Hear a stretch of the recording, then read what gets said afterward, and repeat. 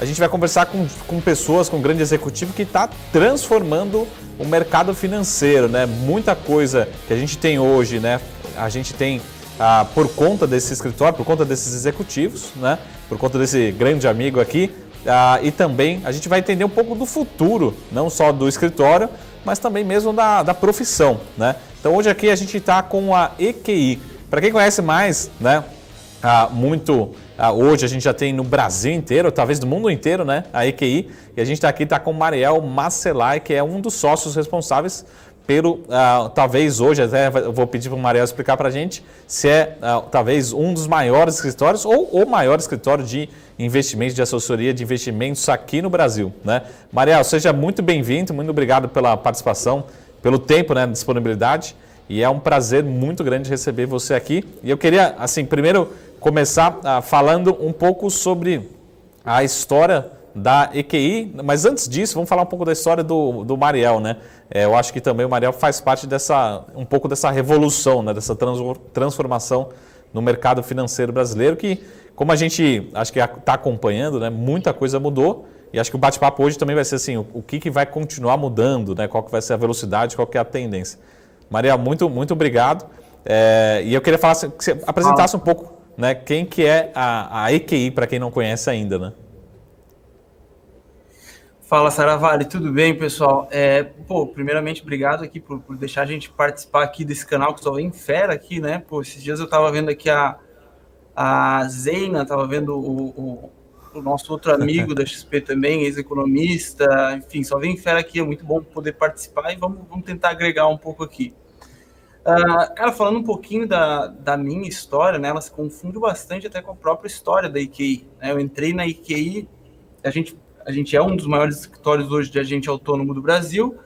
Eu entrei aqui quando éramos em 6 pessoas, ali meados de 2015. Aquele tempo bom que tu deve se lembrar que estava impeachment da Dilma, a gente não sabia o que ia acontecer, a bolsa só caía. Então eu entrei naquela fase bem complicada do mercado. E aí, naturalmente, depois a gente vai falar um pouquinho mais, né? A gente brinca aqui, né? Eu fui oficialmente o primeiro estagiário da EQI, e ao longo aí dos 5 anos que eu estou já na empresa, me tornei sócio, enfim, e agora a gente tem várias outras funções e ajuda a empresa de várias maneiras. Mas falando um pouquinho sobre a mudança da EQI, né, acho que já vou até puxar esse assunto, foi uma coisa que, né, muita gente acha que é do dia para a noite, mas você deve saber muito bem que esse tipo de negociação não acontece do dia para a noite, né, até porque são 400 assessores, 400 pessoas na empresa que dependem da empresa. Então, toda mudança ela é muito delicada e a gente pensa muito antes de fazer. Mas sempre foi assim, a gente sempre gostou de ter liberdade, né? Então, você conhecia, né? Você também estava na XP por um bom tempo, a gente ficamos lá bastante tempo, mas chegou um momento que a gente decidiu pela opção de mudar. Por quê? Por uma questão muito nossa, né? Ou seja, a gente sempre gostou de ter liberdade, a gente foi o maior escritório da XP Investimentos, a gente foi considerado um dos melhores, e naturalmente a gente sempre teve no nosso DNA, a gente sempre acreditou que uma empresa, se ela parar de crescer, tem uma grande chance dela morrer. Então, o nosso próximo passo, depois do agente autônomo, naturalmente seria a corretora, e assim, foi muito natural. O BTG veio com uma proposta bem interessante. Foi a primeira vez na história que o BTG fez uma negociação onde o controle da empresa continuou na mão da pessoa comprada, da empresa que foi comprada. Então, o controle da EQI continua com a gente, mas agora a gente tem um sócio bastante robusto e que tem todo o interesse de fazer a gente crescer e andar em conjunto com a gente para montar essa corretora que já está em processo no Banco Central. E, naturalmente, o nosso sonho grande nesse momento é daqui 3, 4 anos a gente fazer o IPO, né? Maria, só para dar um passo atrás, até para reforçar um pouco da história da EQI, né? Aqui eu sei que você pode entender como uma crítica, mas é o lado bom, é o lado assim que realmente empreendedor, no sentido assim, que a gente fala assim, mas a EQI, para quem não conhece, pelo menos depois você me corrige, mas ela surgiu no estado, né, de Santa Catarina, numa cidade que acho que não é uma das maiores cidades do estado, né? Mas quando a gente compara, por exemplo, com São Paulo, fala, pô, tudo acontece em São Paulo, tudo acontece no Rio de Janeiro, mas acho que o legado desse lado empreendedor foi assim, pô, a gente tem o maior escritório do país, ou um dos maiores escritórios do país, que surgiu em Santa Catarina, né? Numa cidade relativamente pequena, quando a gente compara com os grandes centros. E aí eu queria que você falasse um pouco disso, né? Como é que foi essa história, né? Como é que vocês conseguiram realmente chegar num tamanho desse, construindo, né, a partir de uma cidade pequena e chegar no Brasil, ou até que tem clientes, com certeza, tem clientes do mundo todo, né? Então, como é que foi esse processo assim, de construção dentro daí de fora do famoso eixo Rio-São Paulo, né? Na verdade, essa história ela começa em 2008, né? Quando o Juliano, que é hoje o CEO, o sócio principal, ele já trabalhava na XP e resolveu montar um agente autônomo.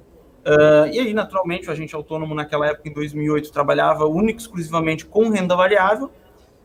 E aí, só que a renda variável, depois a gente teve a crise de 2008, depois a Bolsa se recuperou, isso até 2012. A partir de 2012, o mercado de renda variável no Brasil, né? Hoje em dia todo mundo está acostumado com o mercado subindo, mas de 2012 até janeiro de 2016, o mercado de ação só caía, né? Então foi um movimento muito natural dos agentes autônomos começarem a trabalhar com renda fixa, com outros produtos que não renda variável. E aí, lá em 2012, o Juliano teve a ideia de fazer o quê? Poxa, eu vou ensinar o pessoal a investir pela internet, né? Ou seja, eu vou ensinar como é que é um investimento, o que é bom, o que é ruim. E na época, devia ter 4 ou 5 pessoas no escritório, naturalmente ninguém apoiou ele, né? Ou seja, falou, cara, tu tá maluco. Se tu ensinar a pessoa, por que ela vai investir contigo? Por que ela não vai investir sozinho?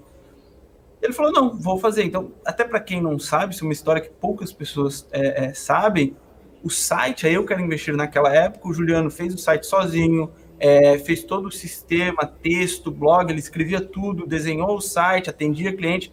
Então, ele foi um cara bem fora da curva. Então, naquela época, desenhou o site e a gente começou a entender, a descobrir que se você ensina uma pessoa sobre investimento, isso se torna uma relação de professor-aluno. Então, essa pessoa que aprendeu sobre investimento, se você tiver a mesma opção que tiver no banco, ela simplesmente vai escolher a pessoa que ensinou ela, porque tem uma questão de relação aluno-professor. Então, começou assim o blog do Eu Quero Investir, texto, a pessoa entrava no nosso site, aprendia com a gente, vinha investir.